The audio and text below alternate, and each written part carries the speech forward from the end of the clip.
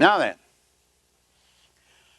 the scriptures say, Jesus had Peter come to him one time. He said, Jesus, if my brother sinned against me 7 times, how many times should I forgive him? 7 times? Jesus said, no. 7 times 70. Which, my dear friends, is not 490. Jesus figures you'll get the habit before then. You don't take that literal. As I told you, there's 2 traits you never find missing in a Christian. They give and they what? Forgive. We're to have a forgiving attitude because Christ forgave us. Is that right? All right, now, my dear friends, if you come to me and you say, Brother Harry, I stole $10 from you and I've blown it and I can't pay you back, would you forgive me? Am I to forgive you? I sure am. Am I only to forgive you if you pay me back? What's paying back got to do with it? Not a thing. In fact, the Bible says, if a man takes my coat, let him have what? My mother-in-law?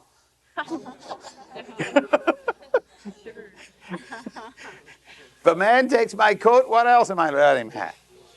My cloak. That's right. Don't show him. Look, show him you're not living for the same things he's living for. You see what I mean? So just forget about it and just go on. And my Bible says, blessed is he that passeth over an offense. Blessed is he that passeth over an offense. All right, now I'm to forgive you countless times if you forgive me. If you come to me and say, Brother Harry, I stole from you. Would you forgive me? I say, sure will, brother. All right, now if you're going to tell me then that Jesus had to die to pay the Father so he can forgive us, then God requires us to be more forgiving than him. Can that be right? No. My dear friends, nowhere in the Bible does it say Jesus paid for sin.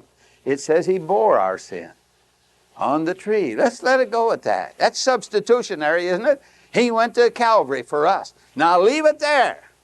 Because thinking people will just eat you alive. And they'll say, I don't want to know a God like that you got to pay him to forgive sin. That's a tyrant. Because look, they'll say, okay, if I don't accept Jesus, then what happens to me? Well, you say you go to hell. Okay, I pay for my sin then, right? Well, then God's been paid twice. Jesus paid him and then I pay him. That's a tyrant. Let me say it to you, dear friends, as kindly as I can. There isn't a verse in the Bible says that Jesus paid for sin. Not one. The denomination to which I belong came out of the Lutheran Church over this, although Luther never believed in the payment theory. Never. You read that on page 8 of Gustav Aline.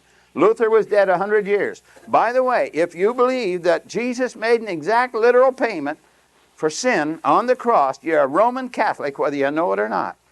That's a St. Anselm position. Did you know that? You ought to write that down. Saint and A-N-S-E-L-M. And it wasn't until 1088 that doctrine was formulated. And the doctrine of the payment theory came out of the Catholic idea of penance. That ought to tell you something. By the way, on page 81, my dear brother, over there, of that book of Gustav Aline, that's where he shows you the whole history of the payment theory. First 1,000 years, the church never believed in a payment theory. They said he bore our sin. Don't get a God that's a tyrant. You got to pay him to forgive sin.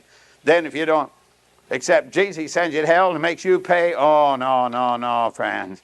That's not our great God at all. During the Middle Ages, they called that a relic from the Old Testament. Listen, it never taught that in the Old Testament. Never taught that in the Old Testament either. That's a modern thing. And by the way, the difference between Calvinism and Arminianism is over 2 things, over the atonement and the freedom of the will. If you believe that God will not overpower anybody's will and make them become a Christian, if you believe he will not, then you're not a Calvinist. Calvin believed that God would overpower by irresistible grace and make anybody become a Christian that he wanted any time, whether they want to or not. Second, another part of that, just half of it. Calvin believed the Catholic view of the atonement. See, Calvin was a lad, 19 years of age, got saved, studying law, not studying theology. Between the ages of 19 and 26, he wrote his Institutes, which are still in print. And any way you cut it, they were written by a novice between the ages of 19 and 26. And here's men studying for the DD, 30 years old, 40 years old, and 60, and I've shamed them many a time. I said, I don't understand you men studying for your DD and taking what a 19-year-old kid said that has just come out of humanism. In fact, he remained a humanist the rest of his life.